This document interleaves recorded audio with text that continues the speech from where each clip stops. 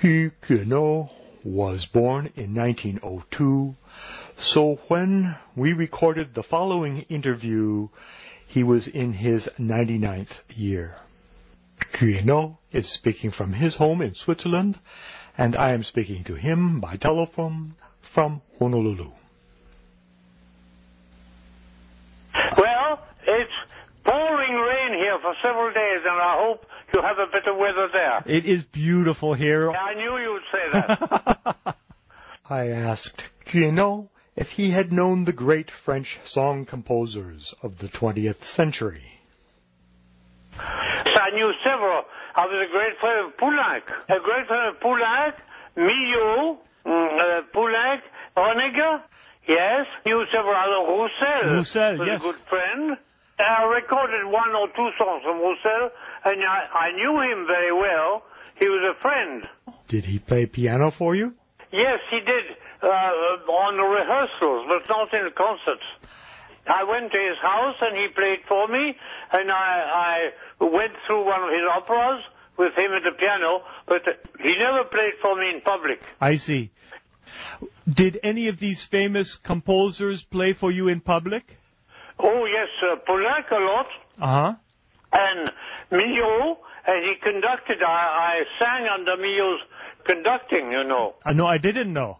Yes, and who could I say? I sang with Vincent Dindy, who was a very good composer. Sure. And I sang with several Honegger, for Yes. instance. Uh-huh. I did a lot of music of Honegger.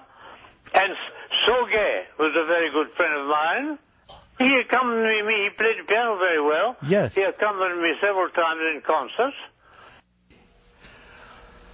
Many people have asked him about his voice and his longevity. He was 76 when he recorded that particular song. And here's his response to a journalist who asked how he kept his voice in trim for so long. He said, "How could I lose my voice, as I have never had one to lose?" I mentioned to Cuénod in the interview that he always seemed to be in the right place at the most auspicious time, and he told me a little about his Austrian period and the golden age of opera and song there. I studied in Vienna with a woman who had a lot of the opera singers under her tuition, and she was called herself Mrs. Singer. And I worked with her for 2 years, and I met several of the singers. I never met Lotte Lehmann, unfortunately, to talk to, but I heard her so many times in the old days. Sure. Did you hear Lehmann in recital? Yes, I did. You mean that I heard Lotte Lehmann sing songs? I did very often. She gave one or two recitals that I always used to go to. But you also sang Lieder. I sang Lieder, yes. I sang a lot of Schubert and Schumann mostly, Brahms, but especially Schubert. I have a record of Schubert. You also helped launch the reassessment of Renaissance and Baroque singing. Yes, I did a lot of these, and I still, in my old years, until about 8 or 10 years ago, I did a lot of Renaissance music. Spanish, Italian, well, English, a little later the Renaissance, all the Bird and Handel and Purcell, also French Renaissance music. You were among the first to record Elizabethan lute songs with a lute. Yes, with Hermann Leib, who was a Swiss lutenist. We did, I think, 4 records together. Yes, they're wonderful. You see, that was a long time ago when Baroque music and Renaissance music wasn't sung very much, and I did it. I was pushed to do it. You were also pushed to do this by Nadia Boulanger?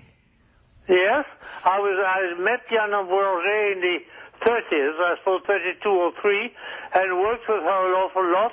And I went to America 3 times with her to sing in her lectures. We went in Boston and in New York, and and even she conducted the Boston Symphony and the New York Philharmonic, and I sang at those concerts with her. Was that of Baroque music? Well, we did music by her sister, Lily Boulanger. Mm-hmm.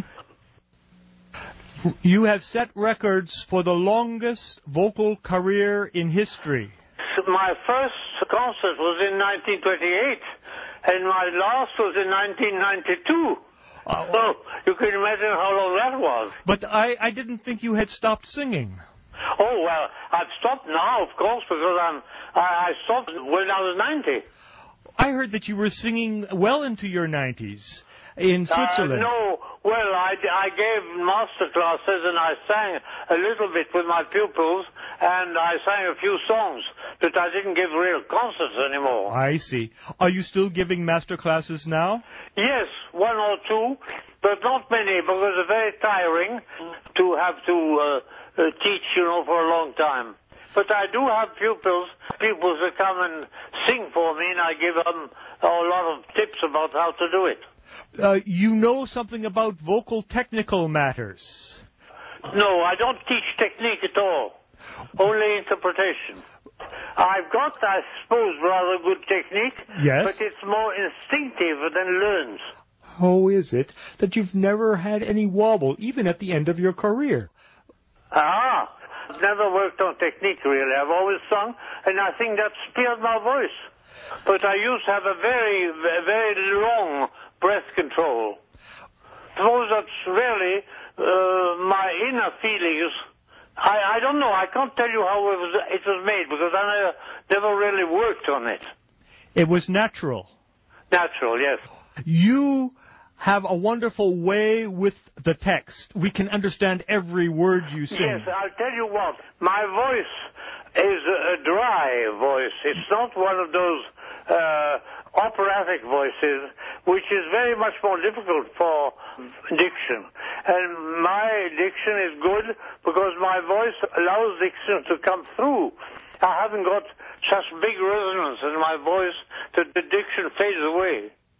You see, I always like the text, and I always try to make it as understandable as possible. And that certainly comes through.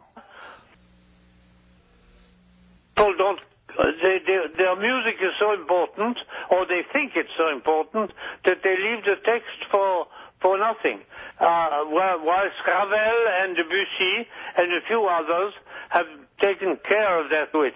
But you have to change the rhythm a little yourself with instinct. That sounds like a good secret. If you've got the taste to do it, you can, and I hope that I had. I think so. I mean, you can't sing 1, 2, 3, 4, 5, but 1, 2, 3, 4, 5, know? I see, I understand. And I think every interpreter has to judge by himself what he can give and take. What can you tell us about singing the world premiere of the Rex Progress for the composer Stravinsky? It was really an opening for me, and I'd made a nice, quiet career until then. And when Stravinsky asked me, he wrote a part for me without really wanting to, but he wrote a part that was perfect for me, that I did well. And every theater director, every singer, every manager, every important person in the public was there, and it's as though I'd given the audition to all these people. I would have had to do, 350 auditions to reach the same public. I did it well, and it opened every door for me. I understand. It was a very great thing, and I was very indebted to Stravinsky, whom I knew very slightly at the beginning, but who became a very good friend. And he asked me for 2 or 3 of his next compositions for the first night. Do you consider yourself a forerunner of the renewed appreciation for Baroque vocal music?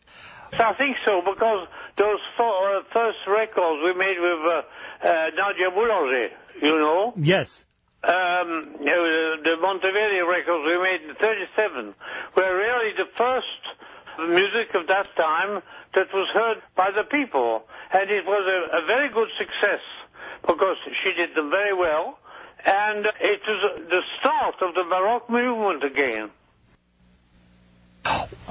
Can you tell us anything about your performance as the Emperor in Turandot at the Metropolitan Opera? Well, you see, it was really a mistake.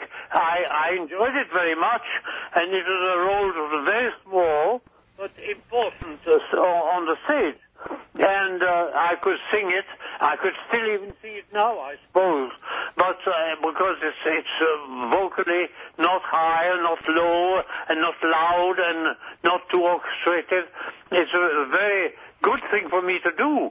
And the only amusing thing about it was that I did it when I was 85. Otherwise, it wasn't very memorable. Well, I think that there is probably some people who consider it very memorable from the listener's point of view. Yes, well, I was very praised for it, but it came like a bonbon at the end of a lunch, you know. I like that. That's a good one. How is it that you speak so many languages so well? Well, I'm partly English. My father had 2 English grandmothers, and my mother had an English mother, so that makes it half and half. Really, and I speak German because I was in Vienna, and I speak Italian because I've been singing a lot in Italy, and there it is. Very convenient. Very convenient. You sang with many famous pianists, such as Clara Haskell. Oh, yes, Clara Haskell was a very good friend. And another very good friend of mine was R.I.P. Really? But we never... I sang with his wife Madeleine.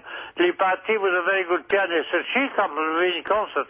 He didn't, but I did a lot of music with him. And Magalov played for me very often, and quite a lot of pianists.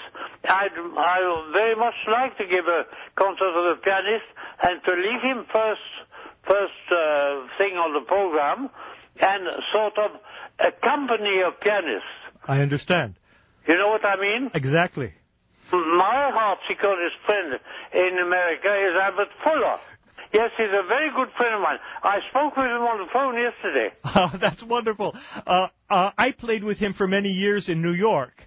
Yes? In Baroque ensembles. He's doing very well. He's not in very good health, but apart from that, he's doing very well.